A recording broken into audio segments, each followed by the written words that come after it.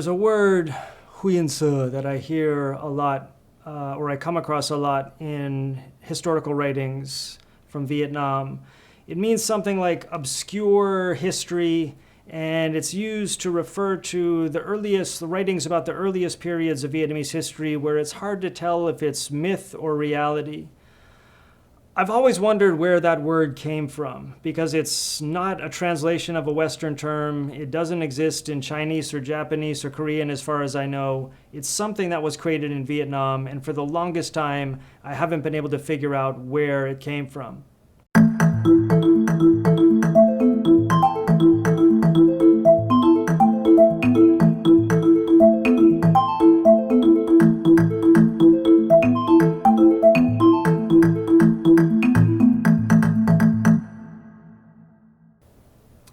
Recently, however, I've come to realize that it's this philosopher from South Vietnam, Định, who created that term.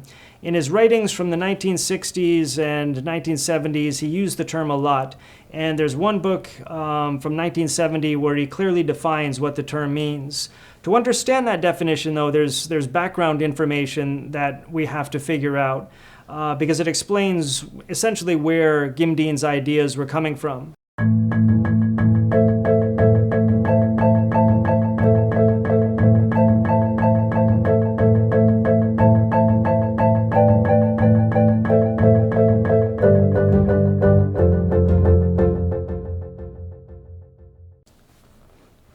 That background information is that in his time, or let's say in the 1950s, probably starting around that time, when he looked at how people were writing about early history in Asia, what he came to realize was that there were two factions, what he called the old faction and the new faction.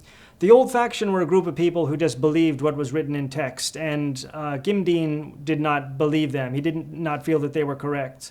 The new faction were people who had adopted what he referred to as the Western scientific approach of historicism, or Zhuise.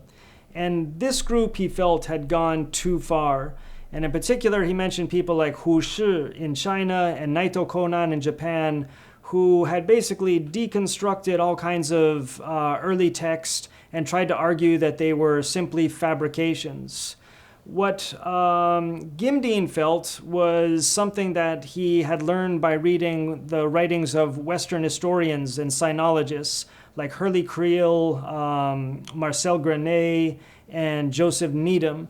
And what some of these people had done is to examine the ancient texts very closely, but then to cross-reference them with, say, information from bronze inscriptions and determine that, yes, there's some information there that's probably not real or is a fabrication, but some of it is accurate.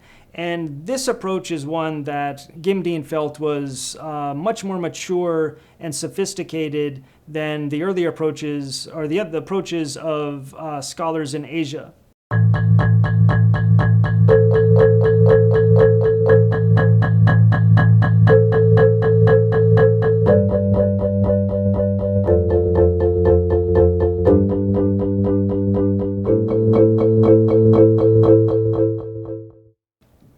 So it's interesting that Định was basically deeply influenced by Western scholarship, and he was he thought of it very highly.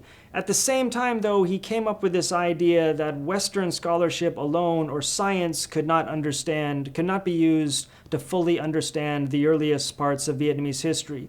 For that, you needed something else, and this is why he developed Huyền.